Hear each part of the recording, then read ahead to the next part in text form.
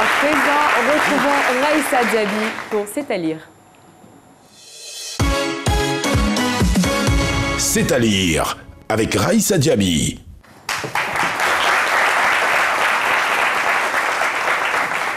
Alors, férus de lecture, je suis très heureuse de vous retrouver. Nous sommes en décembre et c'est Noël en décembre. Il y a la magie de Noël en l'air. Pour ça, C'est à lire a décidé de faire un clin d'œil aux enfants. Donc, tout le mois de décembre, nous allons nous consacrer à la lecture infantile. Qui dit lecture infantile dit conte, dit histoire. Et pour comprendre un conte ou pour comprendre une histoire, il faut connaître les mots, leur sens, le contraire et j'en passe. Alors, pour commencer, j'ai décidé d'envoyer à mes petits frères, à nos bouts de chou aujourd'hui, un élément très important dans leur éducation, c'est Larousse mini débutant.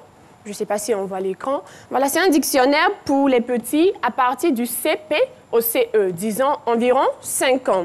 Très instructif. Dedans, l'enfant peut apprendre à compter. Il va connaître l'alphabet, il va connaître les mesures.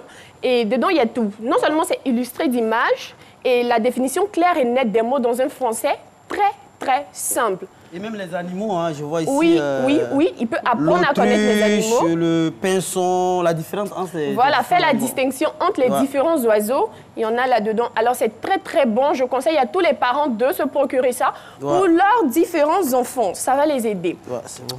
Notre deuxième œuvre, pour la présenter, je vais me lever. Et quand je me lève, je vais demander au doyen Cassie de venir vers moi. Voyez. Oui, venez, vous allez comprendre.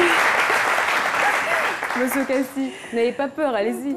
Oui, si vous savez poser les bonnes questions. J'ai pas peur, mais je suis étonné, je ne sais pas qu'est-ce que Alors, beaucoup se demandent pourquoi j'ai fait lever le doyen Cassie. On connaît tous le doyen Cassie comme le chroniqueur de ces midis, notre jeune.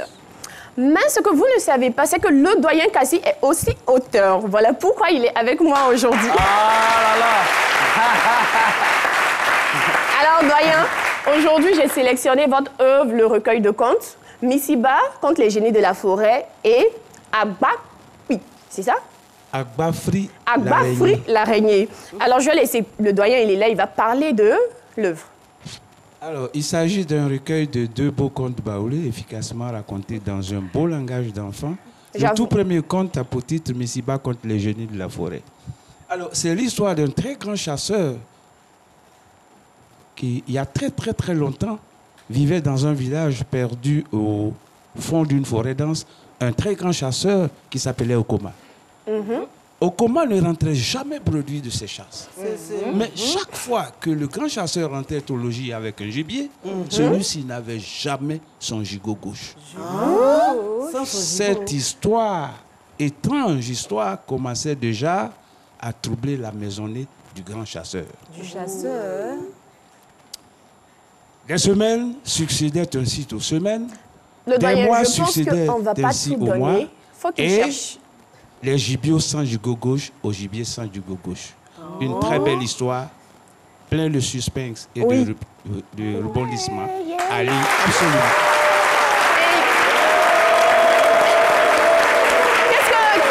Qu'est-ce que Missiba signifie? Missiba, c'est en baoulé. Oui, Missiba en baoulé, c'est je ne sais pas dans quelle langue ethnique c'est, mais Missiba en baoulé, ça sonne, je sais ce qu'est un enfant.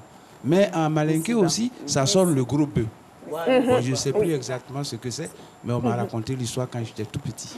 D'accord. Alors, le deuxième conte du recueil, c'est Les ruses d'Agbafri l'araignée. Alors, il y a très longtemps, jadis, lorsque le règne animal était sur la gouvernance de Niagara le lion, l'araignée se prenait pour le plus intelligent des animaux. Et il ne le disait pas tout. Alors, le roi a décidé de l'essayer, de le tester. Mais dès le premier test, Agbafri commit une grave maladresse. Et pour se rattraper, Agbafri usa de 1000 ruses et il parvint à convaincre le roi qu'il est effectivement le plus intelligent des animaux.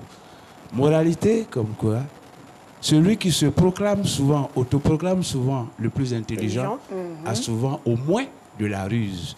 Et la moralité du premier conte, c'est qu'il ne faut jamais signer de pacte avec les mauvaises créatures. Jamais.